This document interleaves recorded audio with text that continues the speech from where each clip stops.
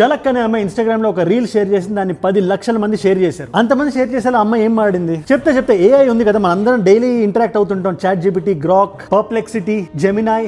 ఈ జెమినాయ్లో అంటే డార్క్ గ్రీన్ డ్రెస్ వేసుకొని ఒక ఫోటో అప్లోడ్ చేసి ఒక ప్రాంప్ట్ ఇచ్చింది అమ్మాయి. ఈ శారీ ట్రెండ్ వైరల్ అవుతుంది కదా, నాకు కూడా చీర కట్టుకొని ఒక ఇమేజ్ కావాలి అంటే ఆ ఇమేజ్ వచ్చింది, అమ్మాయికి బాగా నచ్చి పోస్ట్ చేసింది. బట్ కథ ఇక్కడతో అయిపోలేదు. కొంచెం జూమ్ చేసి అమ్మాయి చూస్తే ఆ అమ్మాయికి లెఫ్ట్ భుజం మీద ఎక్కడైతే పుట్టుమచ్చిందో అదే ప్లేస్ లో ఈ జెమినాయ్ కూడా పుట్టుమచ్చని పెట్టి రిలీజ్ చేసింది. మరి అమ్మాయి ఫోటోలు ఎక్కడ గూగుల్ డ్రైవ్ లో లేవు, పుట్టుమచ్చ అక్కడ పెట్టమని ప్రాంప్ట్ ఇవ్వలేదు. తను అప్లోడ్ చేసిన ఫోటోలు ఏమో ఎడం భుజం కంప్లీట్ గా కవర్ అయిపోయి ఉంది. మరి ఎలా అని చాలా క్రీపీగా ఉందని చెప్పి అమ్మాయి పోస్ట్ చేసింది. ఏ మనందరం కలిసి వాడుతుంటాం. రీసెంట్ గా కళ్యాణ్ గారి ఇమేజెస్ కూడా అమ్మాయిలు ఫోటోలు తీసి అది పెట్టారు. అది మనందరికీ నచ్చుతున్నాయి. సాఫ్ట్వేర్ లో కళ్యాణ్ గారు ఖుషి టైంలో ఎలా ఉన్నారని, లేదా తారక్ గారి ఇమేజెస్ గానీ, మహేష్ గారి ఇమేజెస్ గానీ, సూర్య గారి ఇమేజెస్ గానీ మనకి కనబడుతున్నాయి. లేదా ఎవరికి వాళ్ళ ఇమేజెస్ తీసుకుని అది ఫోటోల్లో పెట్టుకుంటున్నారు. ఇదే జెమినాయ్ బనానా ఫీచర్ ని వాడి మనం రోజువారీగా వాడే ఏ ఉంది కదా, మనకి తెలియకుండానే మన ఇన్ఫర్మేషన్ చాలా తీసుకుంటుంది, మన గురించి చాలా విషయాలు తెలుసుకుంటుంది. చాట్ జీపీటీ మనం నొక్కేస్తుంటాం కదా, బెస్ట్ ఫ్రెండ్ కి, ప్రాణ స్నేహితులకి, నమ్మకస్తులకి చెప్పని విషయాలు కూడా చాలా అద్భుతంగా మాడేస్తుంటాం మనం. శామ్ ఆల్ట్మన్ గారు ఏమన్నారు తెలుసా, అదే ఈ ChatGPT OpenAI founder, ఇది థెరపీ కాదు, మీరు ఏది పడితే అది మాకు చెప్పకండి, రేపు పొద్దున కోట్లు కానీ మమ్మల్ని అడిగితే మేము ఇచ్చాల్సి వస్తుంది ఆ డీటెయిల్స్ అని, ఏది సేఫ్ కాదు అని. ఇప్పుడు నేను మిమ్మల్ని అడుగుదాం అనుకుంటున్నా, ఏఐ మన రియాలిటీ అయిపోయింది అండ్